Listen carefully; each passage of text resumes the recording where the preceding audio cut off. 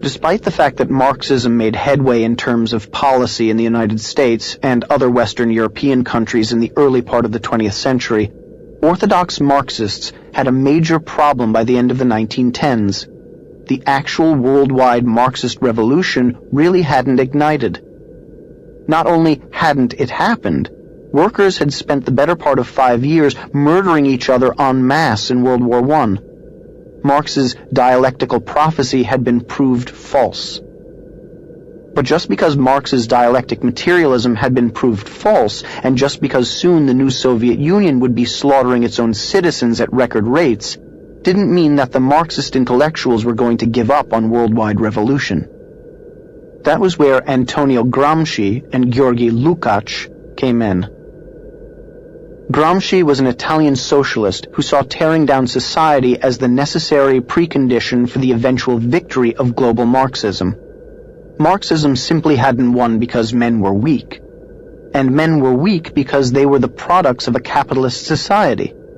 Man is above all else mind, consciousness, Gramsci wrote in 1916. That is, he is a product of history, not of nature. There is no other way of explaining why socialism has not come into existence already. Lukács built on Gramsci, deciding that Marx's dialectic materialism wasn't really a prophetic tool for predicting the future. It was a tool for tearing down society itself. Simply destroying the status quo in the minds of the people would bring Marxism. Lukács's view was so influential that, for a time, he actually became Deputy Commissar of Culture in Hungary, where he proceeded to push a radical sex ed program encouraging free love and rejection of morality. In that role, he tried to live out his ideology of destruction. I saw the revolutionary destruction of society as the one and only solution. A worldwide overturning of values cannot take place without the annihilation of the old values and the creation of new ones by the revolutionaries. Fortunately, the people of Hungary weren't nuts, so they dumped him. That left Lukács unemployed, but not for long. Felix Weil was a young radical from Frankfurt, Germany, and a devotee of Marx. He, like Lukács, saw the problems of implementing socialism, namely that nobody really liked it very much. But like most of today's lefty college students who live off their parents' money while preaching the downfall of the capitalist system, he was rich. So he used his granddaddy's money to fund the Institute for Social Research, which was really a precursor to John Podesta's Center for American Progress, funded by George Soros. To staff this new institute, which quickly became known as the Frankfurt School, Weil brought in, along with Lukács, a Marxist philosopher named Max Horkheimer. Lukács didn't last long, but Horkheimer did. At the Frankfurt School, he coined a term that would embody the whole corrupt philosophy of his fellow travelers' mission to destroy society and culture using the Marxist dialectic: critical theory. Critical theory was exactly the material we were taught at Tulane. It was, quite literally, a theory of criticizing everyone and everything everywhere. It was an attempt to tear down the social fabric by using all the social sciences: sociology, psychology, economics, political science, etc. It was an infinite and unending criticism of the status quo, adolescent rebellion against all established social rules and norms. Critical theory, says Horkheimer, is suspicious of the very categories of better, useful, appropriate, productive, and valuable as those are understood in the present order. So, if you liked ice cream better than cake, or thought a hammer might be more useful than a screwdriver in a particular situation, you were speaking on behalf of the status quo. The real idea behind all of this was to make society totally unworkable by making everything basically meaningless. Critical theory does not create. It only destroys, as Horkheimer himself openly stated. Above all, critical theory has no material accomplishments to show for itself. No wonder my thought upon graduating was that getting a job was selling out. When Horkheimer took over the Institute in 1930, he filled it up with fellow devotees of critical theory like Theodor Adorno, Erich Fromm, and Herbert Marcuse. Each agreed with the central idea of critical theory, namely that all of society had to be criticized ad nauseum, all social institutions leveled, all traditional concepts decimated. Marcuse later summed it up well. One can rightfully speak of a cultural revolution since the protest is directed toward the whole cultural establishment, including the morality of existing society. What we must undertake is a type of diffuse and dispersed disintegration of the system. All of these boring and bleating philosophers might have faded into oblivion as so many Marxist theorists have, but the rise of Adolf Hitler prevented that. With Hitler's rise, they had to flee. Virtually all of them, Horkheimer, Marcuse, Adorno, Fromm, were of Jewish descent, and they had no place to go except the United States. The United States' tradition of freedom and liberty, its openness to outside ideas, and our highest value, freedom of speech, ended up making all America vulnerable to those who would exploit those ideals. We welcomed the Frankfurt School. We accepted them with open arms. They took full advantage. They walked right into our cultural institutions, and as they started to put in place their leadership, their language, and their lexicon, too many chose to ignore them. And the most dangerous thing you can do with a driven leftist intellectual clique is to ignore them. We always feel that our incredible traditions of freedom and liberty will convert those who show up on our shores, that they will appreciate the way of life we have created. Isn't that why they wanted to come here in the first place? We can't imagine anyone coming here experiencing the true wonder that is living in this country and wanting to destroy that. But that's exactly what the Frankfurt School wanted to do. These were not happy people looking for a new lease on life. When they moved to California, they simply couldn't deal with the change of scenery. There was cognitive dissonance. Horkheimer and Adorno and depressive allies like Bertolt Brecht moved into a house in Santa Monica on 26th Street, coincidentally the epicenter of my childhood. They had moved to heaven on earth from Nazi Germany and apparently could not handle the fun, the sun, and the roaring good times. Ingratitude is not strong enough a word to describe these hideous malcontents. If only they had had IKEA furniture, this would have made for a fantastic season of the real world. Brecht and his ilk were the Kurt Cobains of their day, massively depressed, nihilistic, people who wore full suits in 80-degree weather while living in a house by the beach. As Adam Cohen wrote in the New York Times, these were dyspeptic critics of American culture. Several landed in Southern California, where they were disturbed by the consumer culture and the gospel of relentless cheeriness. Depressive by nature, they focused on the disappointments and venality that surrounded them and how unnecessary it all was. It could be paradise, Theodor Adorno complained, but it was only California. Adorno was wrong. It was paradise. To the rest of the world, America's vision was a vision of paradise, and these Marxists were here to try and destroy the best lifestyle man had ever created. If I could go back in a time machine, I would go back to kick these malcontents in their shins.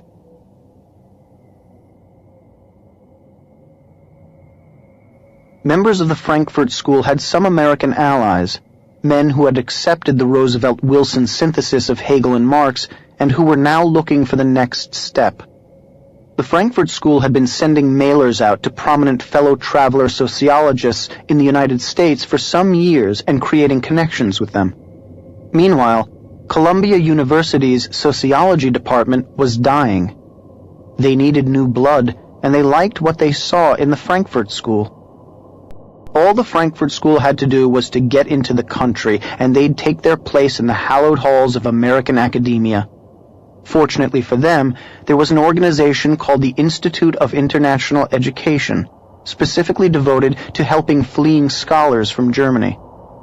The man who held the post of Assistant Secretary of the Emergency Committee in Aid of Displaced Foreign Scholars was one Edward R. Murrow, who helped ship in many of the Frankfurt School's greatest minds. Later, Senator Joe McCarthy would try to pillory Murrow in revenge for Murrow's coverage of the McCarthy hearings by citing Murrow's involvement with the Institute of International Education, but by then, McCarthy was finished.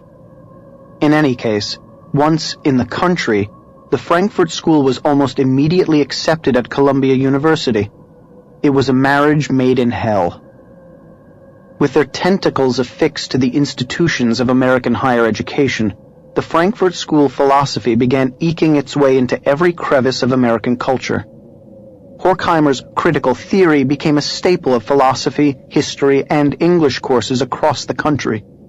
Horkheimer himself took his show on the road, from Columbia to Los Angeles to the University of Chicago.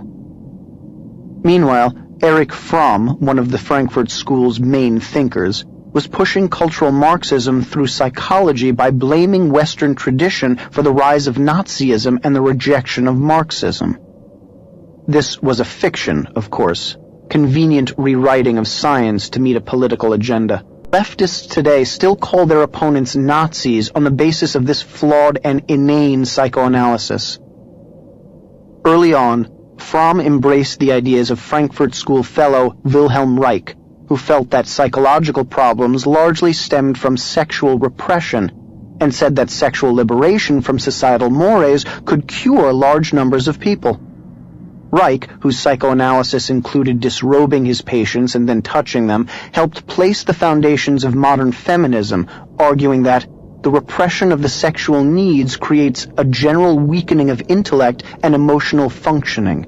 In particular, it makes people lack independence, willpower, and critical faculties. Marriage, he wrote, ruins lives. Marital misery, to the extent to which it does not exhaust itself in the marital conflicts, is poured out over the children. Fromm also expanded on the parenting ideas of Lukács and John Dewey, who rejected parental authority, telling parents to stand by and let their children reinvent the wheel through experience. Fromm's philosophy was imbibed by a young socialist student named Benjamin Spock, who would go on to shape a generation of parents with his child-rearing book, The Common Sense Book of Baby and Child Care, which helped launch the self-esteem movement. At the same time, Frankfurt School scholar Theodor Adorno was sliding Marxism into the American consciousness by attacking popular trends in the world of art. First teaching at Columbia and then later at Princeton, he argued that television and movies were problematic because they appealed to the masses, but television and the movies weren't catering to the public tastes. They were shaping them, Adorno argued. Popular art and culture had destroyed true art, which is always used for revolutionary purposes, he said. All popular art, therefore, had to be criticized as a symptom of the capitalist system. All art had to be torn down. Performance art and modern art found their philosophical foundation in Adorno. The long line stretching from Piss Christ to Karen Finley smearing herself with feces to Susan Sarandon celebrating being hit with transsexual projectile vomit all had its roots with Adorno. This nihilistic influence in art reinforcing the destruction of cultural norms means that many grown adults have never experienced an epoch in which the transcendent and the innately beautiful have been celebrated as the artistic ideal. And it all started because a rat pack of Nazi-fleeing depressives couldn't appreciate leaving the world's most oppressive place for the world's most spectacularly free and beautiful place. Santa Monica. Google it. It takes a sincerely deranged soul to want to deconstruct the good life and the optimistic citizenry in order to create mass intellectual and spiritual misery. But that's exactly what they did. And as they constructed their philosophical dystopia, all the pieces of the modern leftist puzzle began falling into place. But all of these major contributors to the Frankfurt School of Thought paled in comparison to Herbert Marcuse, the founder of the New Left. Marcuse joined the Frankfurt School in 1933 and quickly became a leader of the movement. After he moved to the United States and became a citizen, he was hired by FDR's Office of War Information to create anti-Nazi propaganda, despite his Marxism. He also worked in the Office of Strategic Services, the pre-CIA OSS, and the State Department, where he worked to prevent the United States from pushing Germany away from democratic socialism. He taught at Columbia, then Harvard, then Brandeis, and then, finally, at the University of California in San Diego. He really hit his stride in 1955, however, with the publication of Eros and Civilization. The book essentially made Wilhelm Reich's case that sexual liberation was the best counter to the psychological ills of society. Marcuse preferred a society of polymorphous perversity, which is just what it sounds like, people having sex every which way with whatever. It wasn't so much the freshness of Marcuse's message that made the difference, it wasn't a fresh message, as his timing. The kids brought up with Fromm and Freud and Spock were coming of age. The misplaced guilt of the greatest generation brought forth a new generation free to embrace Marcuse. While similar philosophies of sex had failed in the 1920s, 1930s, and 1940s, by the 1950s, the men and women who had suffered through the Great Depression and fought in World War II were determined to raise privileged kids who would never have to actually fight for their country or work for their food. The result was a group of kids ready and able to participate in the sexual revolution promised by the Frankfurt School. Marcuse excused sexual promiscuity as the fulfillment of the need for the people to rise up against Western civilization and to free themselves of the sexual repression it created. Not a hard sell for teenagers. It was no wonder that in a very real sense, his followers believed they were doing something special when they made love, not war, a slogan attributed to Marcuse himself. They were using their sexual energy to bind the world together rather than destroy it, as sexual repression would do. While Marcuse may not have been the most important intellectual force behind the Frankfurt School, he was its most devious and effective marketer. The advertising adage, "sex sells," was applied to selling a generation on the idea that their parents' values and ideals were repressive and evil. Where, geographically, did Marcuse come to this nihilistic understanding? The picturesque cliffs of La Jolla overlooking the Pacific Ocean. Marcuse carried his critical theory in another destructive direction as well. While repeating the Marxist trope that the workers of the world would eventually unite, he saw the Third World's anti-colonial movements as evidence that Marx was right. He recognized that in the United States there would be no such uprising by the working class. He therefore needed a different set of interest groups to tear down capitalism using his critical theory. And he found those groups in the racial, ethnic, and sexual groups that hated the old order. These victimized interest groups rightly opposed all the beauties of Western civilization with all the defiance and the hatred and the joy of rebellious victims, defining their own humanity against the definitions of the masters. Marcuse's mission was to dismantle American society by using diversity and multiculturalism as crowbars with which to pry the structure apart, piece by piece. He wanted to set blacks in opposition to whites, set all victim groups in opposition to the society at large. Marcuse's theory of victim groups as the new proletariat, combined with Horkheimer's critical theory, found an outlet in academia, where it became the basis for the post-structural movement, gender studies, LGBT/queer studies, African American studies, Chicano studies, etc. All of these blank studies brazenly describe their mission as tearing down traditional values and the accepted traditions of Western culture and placing in their stead a moral relativism that equates all cultures and all philosophies, except for Western civilization, culture, and philosophy, which are exploitative and bad. Marcuse was widely accepted in the 1960s by the student movement. so much so that students in Paris during the 1968 uprising marched with banners reading Marx, Mao, and Marcuse. But he still wasn't winning in America. Marcuse had a big problem. America's founding ideology is still far sexier than that of the Marxists, who insist on a tyrannical state of equality rather than freedom with personal responsibility. Even if Marcuse was promising unending sex, drugs, and rock and roll, most Americans were more interested in living in liberty with their families, in a society that values virtue and hard work rather than promiscuity and decadence. So Marcuse had to find a way to defy the opposition. He found it in what he termed repressive tolerance.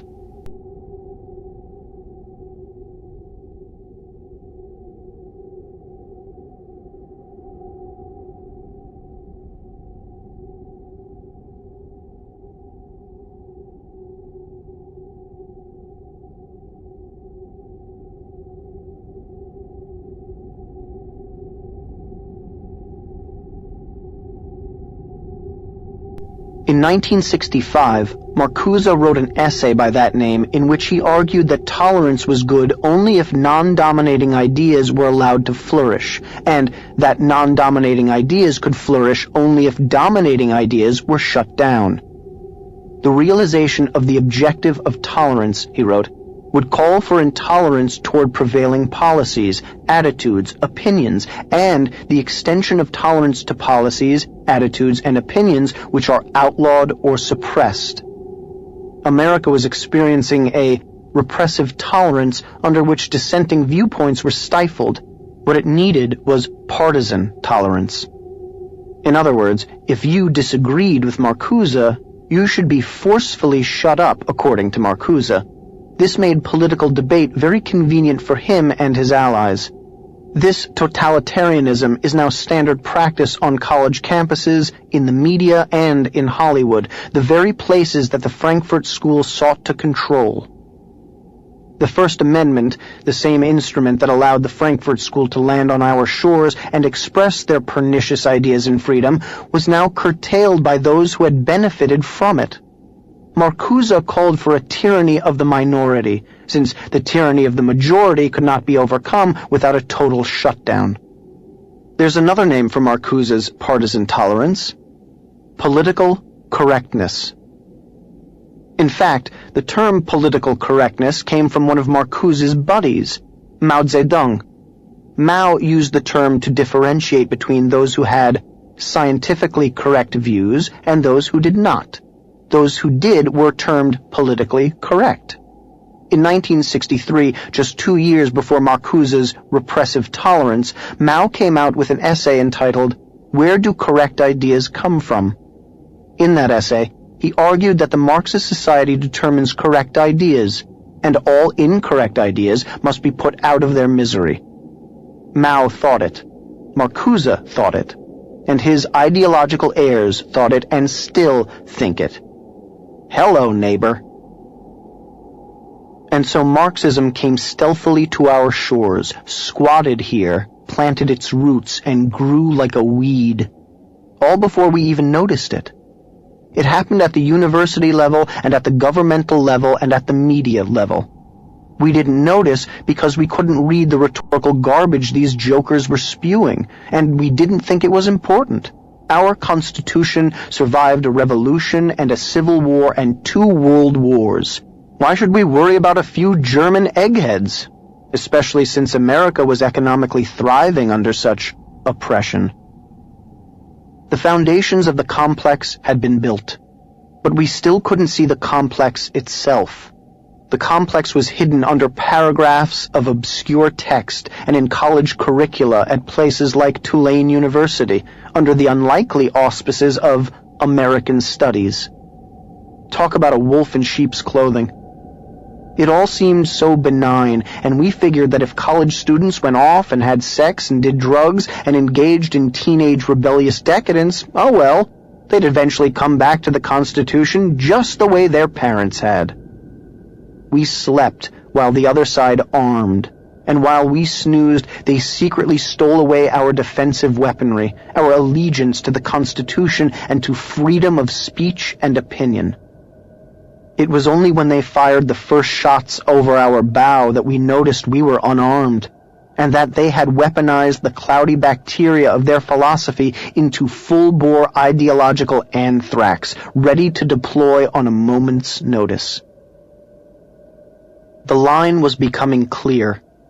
Marx and Hegel had paved the way for the progressives, who in turn had paved the way for the Frankfurt School, who had then attacked the American way of life by pushing cultural Marxism through critical theory. The Frankfurt School thinkers had come up with the rationale for radical environmentalism, artistic communism, psychological deconstruction of their opponents, and multiculturalism.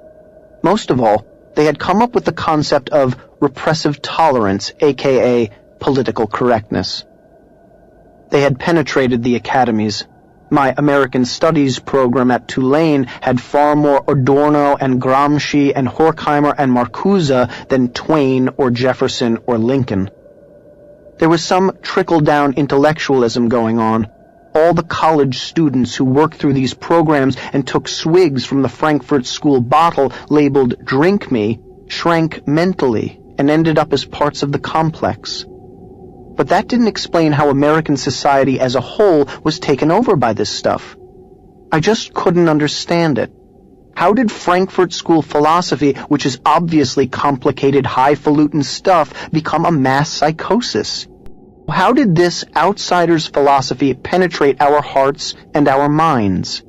How did the complex, which was a huge philosophical system designed to take America head-on, recede into the background so much that a few decades later, we can't even recognize that it exists?